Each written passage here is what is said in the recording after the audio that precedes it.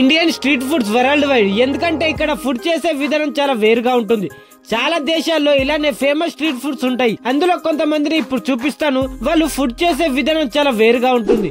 ఇది ఒక ఫెస్టివల్ జరిపే డిష్. దీనిని తయారు చేయడానికి చాలా మంది షెఫ్లు వస్తూ ఉంటారు. ఇది ఒక పెద్ద కడాయిలో వండుతూ ఉంటారు. దీనిని తినడానికి చాలా మంది ఇక్కడికి వస్తుంటారు.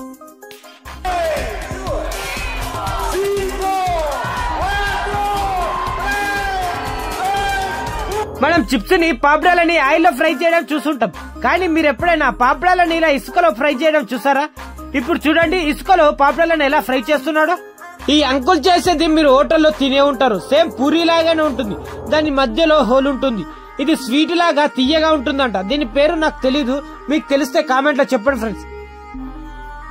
జపాన్ లో ఈ డిష్ ని చాలా మంది తింటుంటారు. ఇది 1 టన్ను ఇంగ్రీడియంట్స్ ని కలిపి ఇంత పెద్ద దానిలో దీనిని తయారు చేస్తుంటారు. ఈ డిష్ ని తయారు చేసిన తర్వాత తినడానికి చాలా మంది ఇక్కడికి వస్తుంటారు.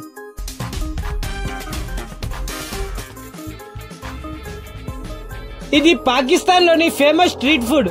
అక్కడ దుకాణాల్లో దీనిని ఇలా తయారు చేస్తారు. దీన్ని తయారు చేసేటప్పుడు మనం చూస్తే మాత్రం మన నోట్లో నీళ్లు ఊరుతూ ఉంటాయి. దీని టేస్ట్ మాత్రం ఎలా ఉంటుందో తినే వాళ్ళు మాత్రమే చెప్పాలి. నాకు మాత్రం తెలీదు.